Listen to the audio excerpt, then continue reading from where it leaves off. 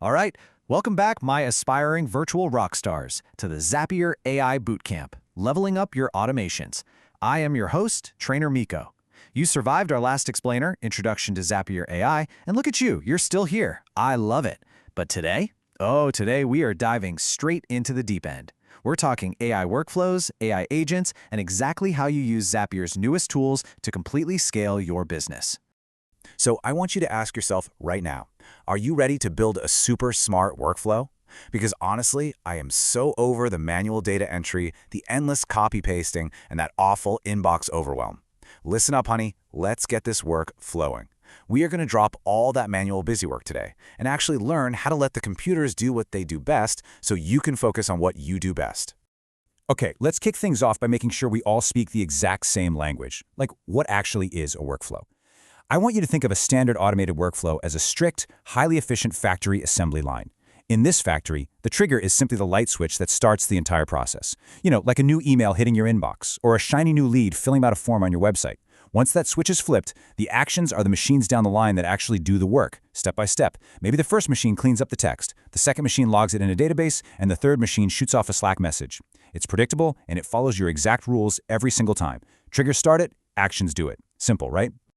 Now, let's compare those standard automated workflows to Zapier's new AI agents. I always like to read this like a who were it better fashion critique. So on the left, standard automated workflows are wearing that tailored, perfectly predictable suit. They are strict, they follow exact rules, and they are absolutely perfect for things you want done exactly the same way every single time. But on the right, AI agents are serving flexible, creative realness. An agent is basically like hiring a brilliant, goal-oriented intern. Instead of giving them a strict assembly line, you give them a goal. Like, hey, find out who this lead is and Slack the right realtor. And then you give them tools like web search or access to a database. The agent actually decides how to use those tools on the fly to accomplish the goal. You don't even have to map all the fields in advance. It's a total game changer. Now, before we get into the nitty-gritty, step-by-step tutorial on building these AI steps, I know exactly what you're thinking. I can literally see the budget panic in your eyes right now. You're asking, Miko, AI is expensive. Can I use my own AI API keys with Zapier so I can actually control my costs? And the answer is absolutely yes. You can totally bring your own API keys. If your company prefers Anthropic or Gemini or Azure OpenAI, you just plug your key right in. But if you don't want to deal with managing API keys, Zapier actually provides models on the house. You can use GPT-4o Mini or Gemini 2.0 Flash right inside the builder, and it just costs you a regular Zap task. No extra API fees. Fabulous, right? All right, let's move into Section 1, Bootcamp Drill, Mastering the Prompt Assistant. Okay, so we are going to go step by step through the brand new AI by Zapier experience. Pay close attention here, because a great AI automation lives and dies by how well you instruct it. Here are your marching orders. When you add an AI by Zapier step to your workflow, you must follow these 4 steps. Do not skip a single beat. Step 1. Write your initial prompt. Give the AI its basic instructions and select your input fields, like the body of a customer email. Step 2. Use the brand new prompt evaluator to test it out. Step 3. Generate a preview. See what the AI spits out and tweak it side by side. And finally, Step 4, lock in your smart output fields. So the absolute most crucial point here is Step 2, the prompt evaluator.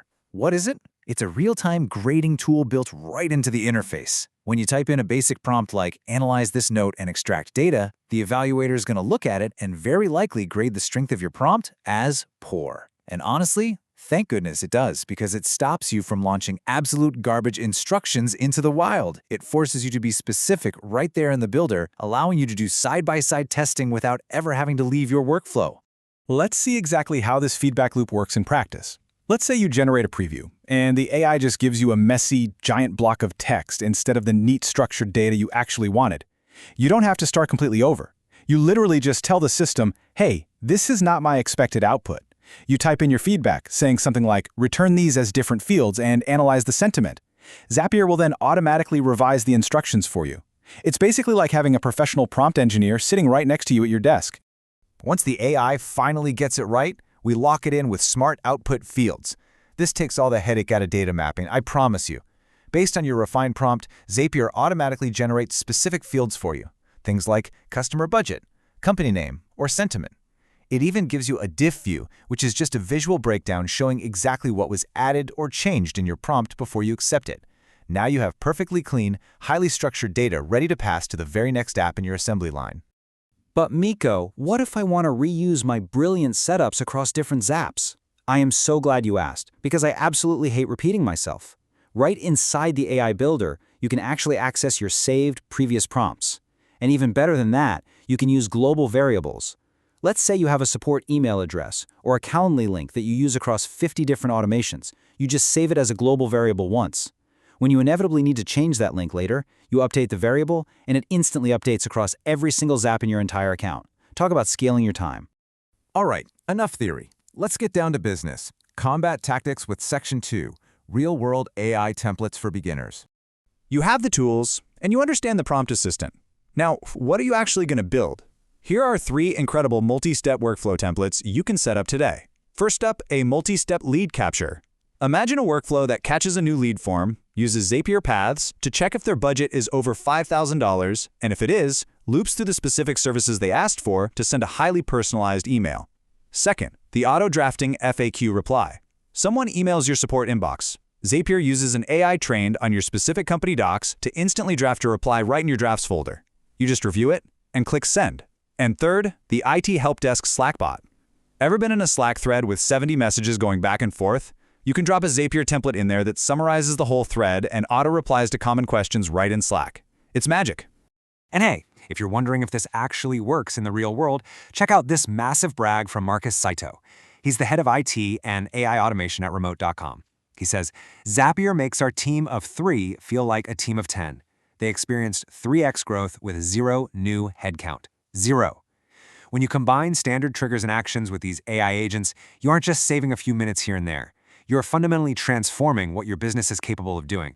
Need more proof? 28%. That is the percentage of company-wide IT requests that Remote.com resolves entirely automatically using these exact Zapier AI templates.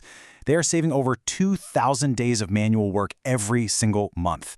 Just let that sink in for a second. 2,000 days of human labor, handled completely by smart workflows. So my beautiful boot campers, we have reached the end of our session, and I'm going to leave you with this provocative thought. Will you stay stuck in the mud of manual labor, copying and pasting until your fingers literally go numb, or are you ready to let the computers do the work for you? Stop typing, start building, and go make your workflows actually work for you. I'll see you next time.